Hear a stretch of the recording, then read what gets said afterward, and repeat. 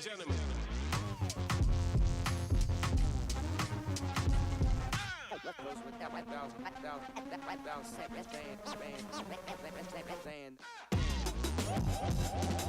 Evening friends, आज हम Reliance industries को स्टडी करेंगे। इंडिया की टॉप 10 कंपनीज में से एक है ये, और मैंने आपको जैसा प्रॉमिस किया है, ये देखिए यहाँ पे ये रिलायंस इंडस्ट्रीज की डिफरेंट ब्रांचेस हैं। जो रिलायंस इंडस्ट्री है वो रिलायंस गैस से लेके हर एक फील्ड में है। शेयर होल्डिंग उनके परिवार की सबसे ज़्यादा है। आइए अब टेक्निकल एनालिसिस करते हैं। Now we will study the chart of Reliance Industry. जो रिलायंस इंडस्ट्री का चार्ट है, इसका जो इवोल्यूशन है इस चार्ट का, हम इसको स्टडी करेंगे। रिलायंस इंडस्ट्रीज का ओरिजिन, उसका फंडामेंटल एनालिसिस कर लिया है। उसके बाद अब हम जो एनालिसिस करेंगे वो एनालिसिस करेंगे इसके चार्ट का, इसका इंटरेक्टिव चार्ट, और इस चार्ट को हम दो कंपोनेंट में स्टडी करेंगे। Number 1 basic chart, number 2 interactive chart. अभी जो आप लोगों के सामने है, this is the basic chart. Basic chart को अगर आप स्टडी करें तो यहाँ पे आप देखेंगे दिस इज 2000 से लेके समवेयर अराउंड 2006 तक, यहाँ तक ये 2000 है। इन 6 इयर्स में there will be consolidation of stock का मतलब होता है स्टॉक यहाँ से लेके यहाँ तक आया। इसके प्राइस मूवमेंट में जो प्राइस की मूवमेंट है, आप देखिए 2000 में इसका जो प्राइस था उसी रेंज में इसका प्राइस 2006 तक रहा। 5 ईयर देयर इज लिटरली कोई काम इसके ऊपर हुआ ही नहीं। आई होप आपको कंसोलिडेशन ऑफ स्टॉक का ये जो कॉन्सेप्ट है, कंसोलिडेशन ऑफ स्टॉक, समझ में आया होगा। कंसोलिडेशन ऑफ स्टॉक कभी भी हो सकता है। इसकी जो रियल साइंस है कि कंसोलिडेशन ऑफ स्टॉक कब होता है, क्यों होता है, हम अपने सेपरेट वीडियो में बहुत डिटेल में इसको एक्सप्लेन करेंगे। इसके बाद आप इसको 2006 से देखेंगे, there is a little rise in it. उसके बाद जो लिटिल राइज है वो 800 प्राइस के आसपास, 750 के आसपास गया। उसके बाद there is a gain a fall 250 के ऊपर दोबारा आ गया। Gain there is a rise. ये होता गया आपका 2006 से लेके 2009 के बीच में। 250 से स्टार्ट की इसने जर्नी, फिर दोबारा 250 के ऊपर आ गया जोन के अंदर। के बाद गेन देखेंगे 2009 है, यहां से लेके यहां तक gain there is a consolidation of stock, पर फिर कंसोलिडेट हुआ है। और अब की बार की जो कंसोलिडेशन है बहुत लंबी रही, समवेयर अराउंड ये हुआ 2017 के आसपास, समवेयर अराउंड 7 से 8 सालों तक अगेन इसमें कंसोलिडेशन रही। कंसोलिडेशन 500 की रेंज में। यहां से अगर आप इसको रफली ड्रॉ करते जाएं तो you will see it is approximately 500 में कंसोलिडेशन हुई। 2017 के बाद there is up trend, stock के अंदर प्रॉपरली अप ट्रेंड बना। तो जो अप ट्रेंड है तक कंटिन्यू है। इस इंडस्ट्रीज का जो स्टॉक है 2000 से लेके 2006 तक सालों के अंदर ये कंसोलिडेशन में गया। 2006 से 2009 के बीच में, और ऐसा इसलिए हुआ 2008 में ग्रेट डिप्रेशन हुआ था 2008 में, जिसकी वजह से ये स्टॉक फॉल किया। 9 के बाद हल्का सा राइज किया और उसके बाद इट वेंट इनटू कंसोलिडेशन। 2009 से लेके 2016-17 तक देयर इज अ कंसोलिडेशन। और 2016 के बाद दिस स्टॉक, जिसको आप यहां अगर ध्यान से देखें 500 के जोन से it is moving up to 600। अब आप देखिए इसको, हाउ मेनी इयर्स, 17, 5 इयर्स के इसके रिटर्न्स, सीरियसली 5 टाइम्स। स्टॉक की मूवमेंट है, रिलायंस के स्टॉक की मूवमेंट है, it is in up trend. को किसी स्टॉक को करना है तो जब वो स्टॉक या अप ट्रेंड में चल रहा हो या अप ट्रेंड में वो कन्वर्ट कर रहा हो अपने आप को। तो इन दोनों कॉन्सेप्ट को हम आगे डिटेल में स्टडी करेंगे, उसको सीखेंगे। लेकिन अभी जो है आप इसको डेली स्केल के ऊपर इस तरह से रिलायंस का चार्ट बिहेव कर रहा है। आई होप कि आप लोगों को इसके जो बेसिक कॉन्सेप्ट है वो समझ आया? इसमें कोई डाउट है तो आप कमेंट बॉक्स में लिखिए कि आपको किस चीज के ऊपर डाउट है, क्या आप इसमें सीखना चाहते हैं। You will get our reply. Reliance Industries की जो बेसिक डाटा है, हम उस बेसिक डाटा को स्टडी करते हैं। मार्केट कैपिटलाइजेशन है रिलायंस इंडस्ट्री की 17,17,000 करोड़ और market cap current market price multiplied by number of outstanding shares. Simple formula है इसका। करंट मार्केट प्राइस 2539 है और उसको मल्टीप्लाई करेंगे हम नंबर ऑफ आउटस्टैंडिंग स्टॉक्स, तो उसकी करंट मार्केट कैप आएगी। तो आप एक बात हमेशा याद रखिएगा, जो करंट मार्केट प्राइस है, ये करंट मार्केट कैप है किसी भी कंपनी की, it is a fluid concept. क्योंकि स्टॉक प्राइस ऊपर होता रहेगा तो मार्केट कैपिटलाइजेशन कंपनी की बढ़ती रहेगी। इनवर्सली अगर वो गिरती है तो वो मार्केट कैपिटलाइजेशन गिर जाएगी। तो मार्केट कैपिटलाइजेशन का is directly proportional to current market prices and the number of shares. 52 week high इसने कई 2632 रहा, 2000 इसका मिनिमम रहा है। Stock price to earning ratio, price to earning ratio, इसको price to earning, this is the ratio is 26। अब यहां पे रिलायंस की जो प्राइस टू अर्निंग रेशो है according to Warren Buffett, price to earning ratio Warren Buffett कहते हैं है कि जो प्राइस टू अर्निंग रेशो है it should be less than 25। इस तरह की जो वैल्यू इन्वेस्टिंग का कॉन्सेप्ट इन्होंने निकाला है, वैल्यू इन्वेस्टिंग का कॉन्सेप्ट है, उस कॉन्सेप्ट के अकॉर्डिंगली जो प्राइस टू अर्निंग रेशो है it should be less than 25। इस तरह के स्टॉक आपको पिक करने हैं। एक सेपरेट वीडियो बनाएंगे और सेपरेट वीडियो हमने बनाया भी है जो कि प्राइस टू अर्निंग को लेके है। आप वो वीडियो, उसका लिंक इसके डिस्क्रिप्शन बॉक्स में है इस वीडियो के, आप वहां पे जाके प्राइस टू अर्निंग रेशो के कॉन्सेप्ट को समझ सकते हैं। लेकिन बहुत सारे थियरिस्ट ऐसे हैं जिनका ये मानना है कि प्राइस टू अर्निंग रेशो जो ग्रोथ स्टॉक्स हैं उनकी हमेशा ही ज्यादा होनी चाहिए। मतलब थियरी अर्निंग लो कह रहा है, एंटायर थीसिस है, एंटायर थीसिस जो है, एंटायर थीसिस बोल रहा है जो ग्रोथ स्टॉक्स होंगे, ग्रोथ स्टॉक्स की जो पी रेशो है ये हायर। इसीलिए जो आपके एफएमसीजी स्टॉक्स हैं उसकी जो रेशो पी है it is on the higher side, higher side. ये प्राइस टू अर्निंग रेशो है, प्राइस टू अर्निंग रेशो हमेशा डिपेंड करेगी कि what type of stock it is. 6 type of stocks हैं, उनकी प्रॉपर कैटेगराइजेशन किस बेसिस के ऊपर किए गए हैं उसकी भी डिस्क्रिप्शन इस वीडियो में हमने डाल दी हुई है ताकि आप उसमें भी उसको भी गो थ्रू कर पाए। तो यहां पे एक कॉन्सेप्ट जो प्राइस टू अर्निंग रेशो को लेके समझना पड़ेगा, वो जो कॉन्सेप्ट है वो concept the components of Reliance industries.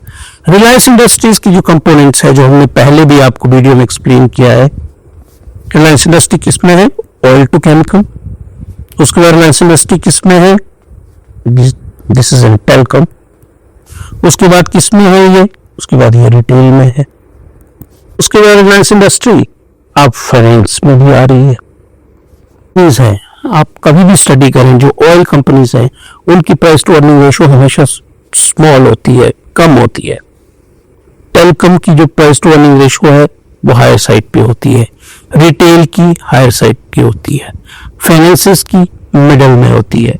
तो ये इन चारों कंपोनेंट से मिलके बना है, इसलिए इसकी price to earning ratio is at ऊपर, ये प्राइस टू अर्निंग रेशो है। आई होप आप इस कॉन्सेप्ट को इस लेवल तक समझ पाए होंगे। नेक्स्ट है इसकी price to book value. Price to value is 1214। Dividend yield जो है इसमें दैट इज 0.32%, और ये हमेशा ही फेस वैल्यू के ऊपर होगा। रिलायंस की जो फेस वैल्यू है, and what is the face value of Reliance, it is ₹10, तो 0.32% is of 10. I hope you understand this. Next जो है इसका return on capital employed, ROCE का मीनिंग हुआ रिटर्न ऑन कैपिटल एम्प्लॉयड। आपने कितना कैपिटल लगाया है और उसके ऊपर रिटर्न आपको कितने मिल रहे हैं। तो जो अगर आपने 100 रुपया लगाया होगा तो आपको रिटर्न मिल रहा है उसके 10.1%, जो कि ना बहुत अच्छे लेवल पे नहीं है, ना बहुत कम है, इट इज एट मिडल। अगर हम इसको हिमालयन कॉर्प के इंडिकेटर्स और पैरामीटर के पर्सपेक्टिव में एनालाइज करें तो ये मिडिल रेंज में आएगा, तो ये आएगा HM में। ROE इसकी 8.29% है, तो ये आएगा HL low. Face value is 10। Intrinsic value को कैलकुलेट करने का एक फॉर्मूला है। इंट्रिंसिक वैल्यू का जो कॉन्सेप्ट है वो वॉरेन बफेट ने जो इंटेलिजेंट इन्वेस्टर किताब है, इंटेलिजेंट इन्वेस्टर की जो बुक है, उस बुक में डिफाइन किया गया है, और ये बेंजामिन ग्राहम ने बुक को लिखा है। इन्होंने इंट्रिंसिक वैल्यू का कॉन्सेप्ट यहां पे ओरिजिनेट किया है। जो जेनेसिस है वो यहां पे है, और जो वैल्यू इन्वेस्टिंग का रूल है, उस रूल के तहत इंट्रिंसिक वैल्यू हमेशा ही हायर होनी चाहिए करंट मार्केट प्राइस से। Current market price should be less than intrinsic value, लेकिन यहां पे intrinsic value is less than current market price. जो वैल्यू इन्वेस्टर्स की थियरी है, वॉरेन बफेट, बेंजामिन ग्राहम, वो बोलते हैं कि जब भी आप स्टॉक सिलेक्शन करें तो इंट्रिंसिक वैल्यू जो है वो ग्रेटर होनी चाहिए थी करंट मार्केट प्राइस से, लेकिन रिलायंस के प्रेजेंट सिनारियो में वो उसके एग्जैक्टली अपोजिट है। लेकिन इस थियरी के भी बहुत सारे क्रिटिक हैं। हम अपने आने वाले वीडियोस में इंट्रिंसिक वैल्यू कैसे कैलकुलेट करते हैं उसके ऊपर हम एक फुल प्रूफ वीडियो बना रहे हैं, और pro and cons of intrinsic value की जो थियरी है उसको एनालाइज करेंगे। हिमालयन कॉर्प का जो एनालिसिस है, उस एनालिसिस के अकॉर्डिंगली हम इंट्रिंसिक वैल्यू को, ये जो प्रेजेंट इंट्रिंसिक वैल्यू है, it is equal, almost equal to current market price, इसके करीब अभी कंसिडर कर रहे हैं। इट मीन ना इंट्रिंसिक वैल्यू ज्यादा है, ना इंट्रिंसिक वैल्यू बहुत ज्यादा कम है। जब इस थियरी को हम करेंगे तो डिटेल में वहां पे हम इसको एक्सप्लेन करेंगे। तो इसके बाद जो नेक्स्ट इसका एबिटा है, एबिटा जो है वो एक बहुत अच्छा पैरामीटर्स है। एबिटा, अब हम इसके एबिटा को स्टडी करते हैं। अब जब हम इसके एबिटा को स्टडी करेंगे, दिस इज एबिटा। एबिटा को जो स्टडी करने का कॉन्सेप्ट है, इट इज 12.6। एबिटा इज हिमकॉर्प के accordingly it is a medium range, HM range में है, न ज्यादा हाई है न ज्यादा कम है। प्रॉफिट आफ्टर टैक्स जो बहुत बड़ा कॉन्सेप्ट है, वो बहुत बड़ा नंबर है। 64,000 crore is a huge number. Profit after जो टैक्स है तो बहुत बड़ा नंबर है रिलायंस इंडस्ट्री में। ऑपरेटिंग प्रॉफिट मार्जिन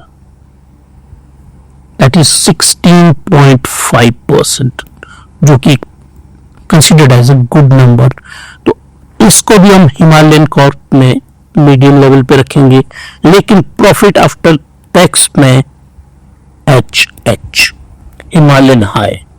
तो ये जो कंपनी है इसमें हिमालयन इंडिकेटर्स के अकॉर्डिंगली हम इसको हिमालयन हाई की कैटेगरी में रखेंगे, h to the power h। और मार्केट प्राइस में भी हम इसको बहुत इंडिया की नंबर 1 कंपनी है। तो यहां पे अगर हमें इनकी रेटिंग करनी है एज पर हिमालयन कॉर्प के एनालिसिस के अकॉर्डिंगली, तो यहां पे नंबर 1 मार्केट कैप में it will got h to the power h। Current market price h to the power m। Stock PE h to the power m। Book value जो है इसकी h to the power m। Dividend yield h to the power l low. ROC medium rank में h to the power m। ROE h to the power m। Face value ये तो neutral concept है। Intrinsic value h neutral. EBITDA margin h to medium. Credit rating जो है इसमें open profit margin h to the power m। लेकिन profit after tax जो है इसमें profit after tax I will call it h to the power h। Highest जो rating है वो उसकी प्रॉफिट आफ्टर टैक्स, क्योंकि it is very very high. तो ये बेसिक एनालिसिस जो है हमने किया यहां पे, जो बेसिक रेशियोज हैं रिलायंस इंडस्ट्रीज की, this is of Reliance industries.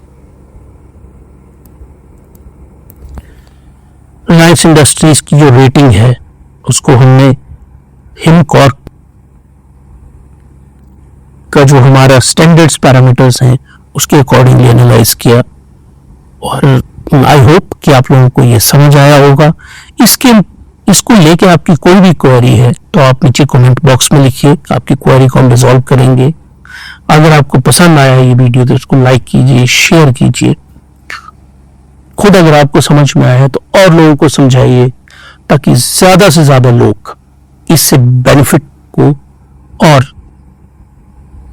वो स्टॉक मार्केट की बेसिक कॉन्सेप्ट्स को समझ पाएं और हिमालयन हाई रिटर्न अपने पोर्टफोलियो में बना पाएं।